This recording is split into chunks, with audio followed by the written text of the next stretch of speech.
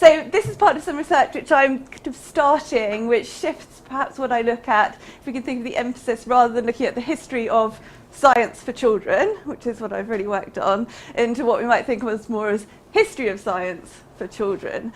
So both looking at how historical figures have practices and people and discoveries have been introduced to young audiences over the past 250 years, but also what lessons we can draw for that and how we now use history of science in our own ways to try and bring people into anything from museums to wider audiences for sort of wider media or through the internet.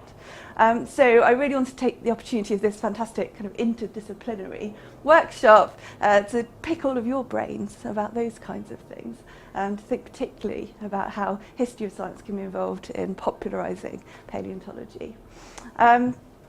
And, you know, it's a great story, the Mary Anning story. If we were looking for something kind of eye-catching, something that's going to really bring people into thinking about how we've discovered the history of life on Earth.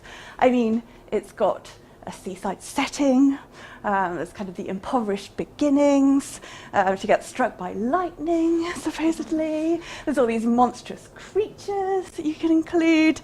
There's this kind of slightly tragic death. There's certainly this fame, if not perhaps so much fortune.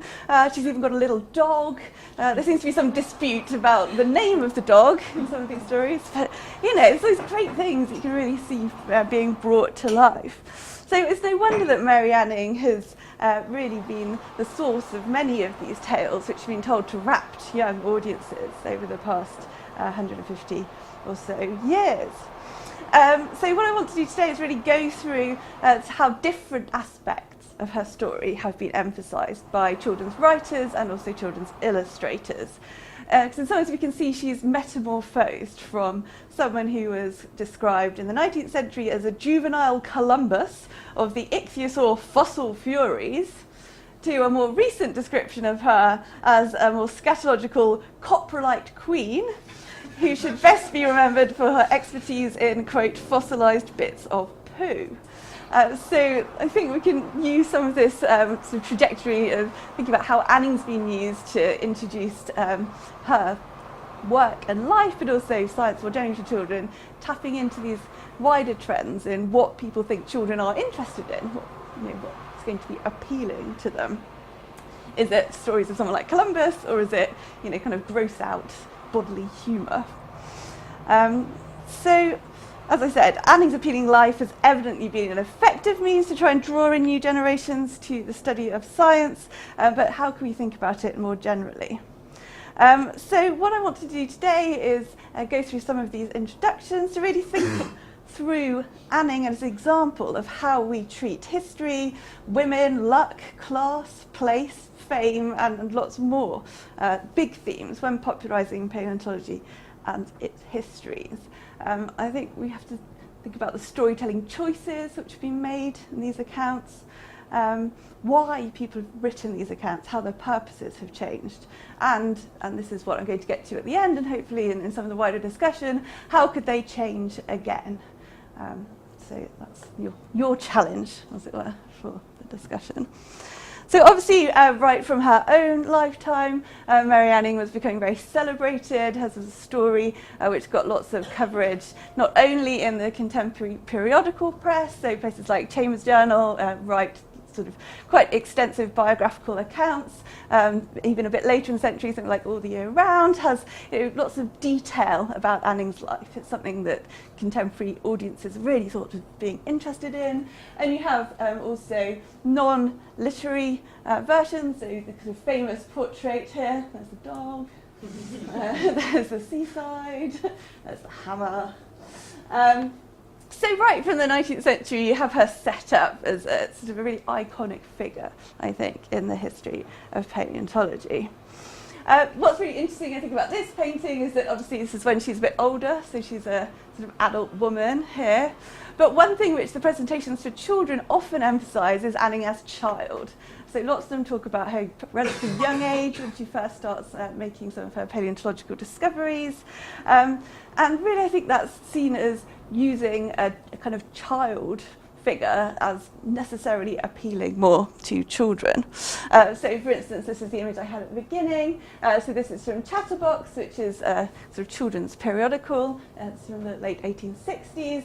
And rather than Anning being presented there as a sort of fully grown woman, I mean, she's still clutching a hammer. She's still by the seaside.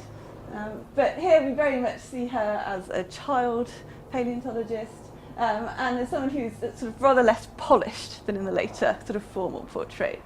Here, I think her kind of working class origins are very much emphasised as well. And just how she is described as well, you might not be able to see all of this, but the title of the piece is The Little Fossil Gatherer. So this idea of her as little, as childlike, and something which is really important to lots of these early accounts. And that goes right through. I've got some pictures of the title pages later to more recent picture books.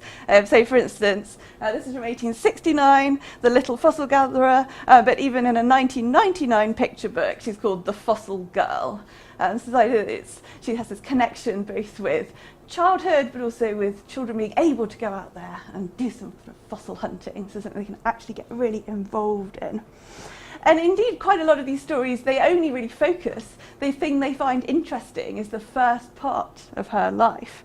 So that kind of period from her babyhood right to where she is often seen as a kind of equally dramatic moment, bookended by, you have a kind of literal lightning strike at one end when she gets struck by lightning, and then you have a kind of metaphorical lightning strike when she kind of catches the eye of the extinct kind of creature in the rock.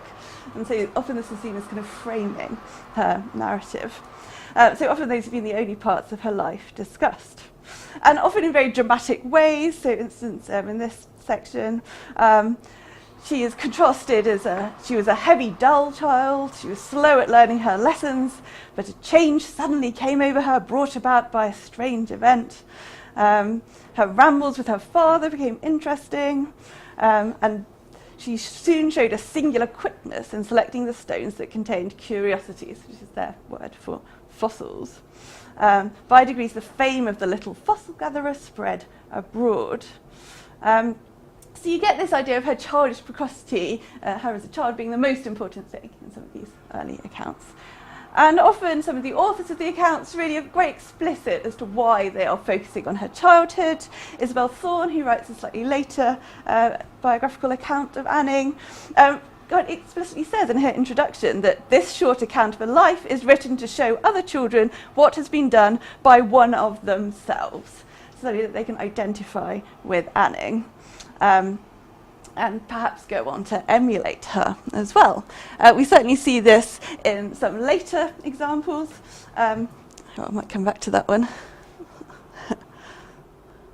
Oh, this is where no, can't find it. Oh, sorry, embarrassing.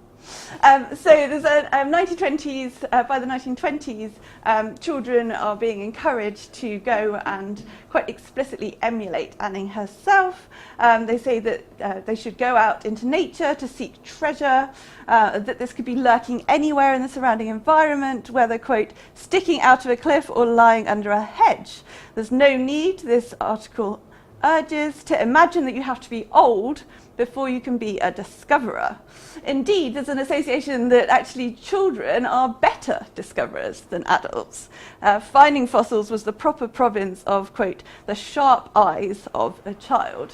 So there's a sense that she can be used as a general inspiration to go out there and find fossils, but also quite specifically that you could literally mimic Anning herself by going to Lyme Regis and kind of literally following in her footsteps.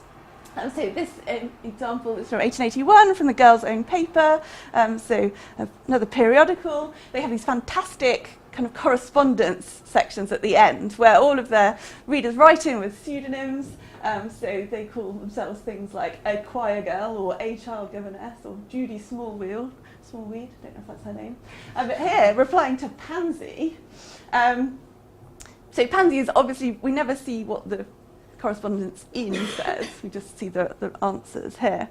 But Pansy is told that she should try fossil hunting at Lyme Regis, where Anning made her splendid discoveries.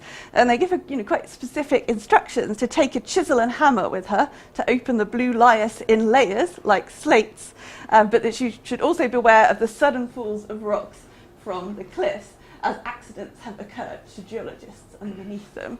So you have the sense that not only in a general sense of children being encouraged to go and discover things, but also they're encouraged to go and be like Anning herself in a very explicit manner.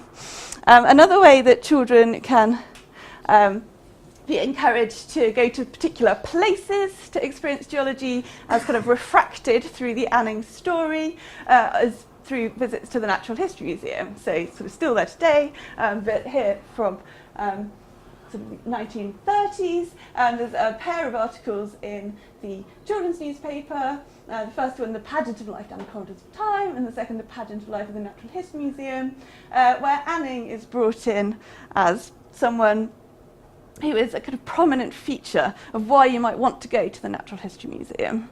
That you should be able to go and see her specimens and really think about what she herself has done. So in some ways it says, here are Mary Anning and her monsters. So it's a sense that Mary Anning herself is to be found in the Natural History Museum, as well as her slightly kind of extended self in her scientific discoveries. And today you can also participate in lots of kind of virtual Anning-inspired activities, including this kind of fantastic, where's my thing? Oh God, sorry, this is so embarrassing. Right, so on a BBC website, you can play these sort of really little sort of activities where you go through various stages of Mary Anning's life. So you kind of spot creatures in the rocks, later you kind of prepare the fossils, and then later on you sell them to people in the shop. And I was very reassured that I got a gold certificate and I was an expert on Mary Anning, not least because that's a picture of me dressed up as Mary Anning for an event a few years ago. So it's kind of reassuring. But it's really interesting that we've moved from telling people go to Lyme Regis and go and look at some rocks to now here do these kind of clicks on your mouse and you can sort of be Anning yourself. So I think that sense of place is very important to the Anning story, but perhaps it's been slightly displaced in our more virtual age. Another really important aspect of the Anning story that I think comes in some later accounts is how Anning is not seen just in isolation.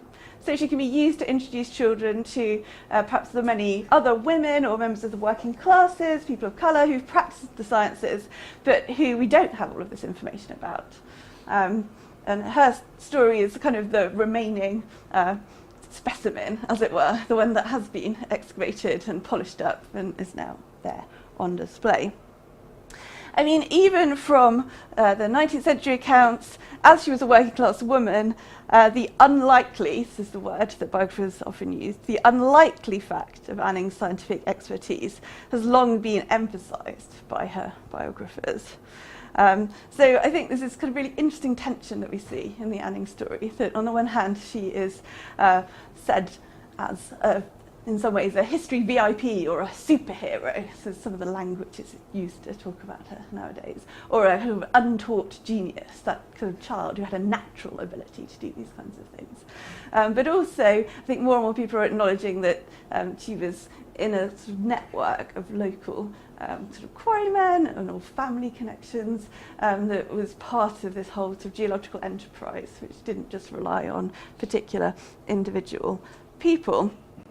So this is true both of the first 1925 book-length treatment of what they called the heroine of Lyme Regis, but also more recent picture books, for instance, Stone Girl, Bone Girl from 1999, both of which really acknowledge the role of local quarrymen and also of her father's skill and influence. And latterly, her relationship with the Philpott sisters has also fruitfully been mined, particularly in Tracy Chevalier's Remarkable Creatures. So seeing her as part of that sort of local community, I think, is something which is increasingly coming in. Obviously, another community which Anning has a sort of slightly fraught, perhaps, relationship with is members of the contemporary scientific community. And it is really interesting how these accounts talk about her relationship with other members of the scientific community. So, for instance, in 1923, we have accounts which really try and maintain the established hierarchy. So, for instance, they say, Dean Buckland worked out the story. He could explain where Mary Ann could not. So Buckland gets a surname and a title, and Anning is granted neither in that account. Or a slightly later account says that the crocodile was first thought to be a great fish, then Professor Buckland in the year 1818 showed it more resembled a lizard, and finally Cuvier and his wise brethren settled it to be a fish lizard or Ichthyosaurus. So sort of Anning is given credit for the initial discovery, but for the wider scientific explanation of that, she is not given credit. And I think we see this in, where we get recent Kate Beeston cartoon, which again, this is often now seen as a feminist issue. My fossils bring all the boys to the yard, and they're like, you still can't join the Geological Society of London. So I think this kind of relationship between her and the contemporary scientific community is something which is still commented on. Right. Oh dear, I've got so many things to say. So I think it's clear that Anning is now an iconic figure. Lots of people like to dress up as her in sort of more or less professional ways. Anning dolls. You have this kind of whole spate of recent children's books about Anning. She's really seen as someone who particularly young girls are encouraged to emulate. And there's a Google Doodle. And even kind of quite extraordinary reworkings of Anning.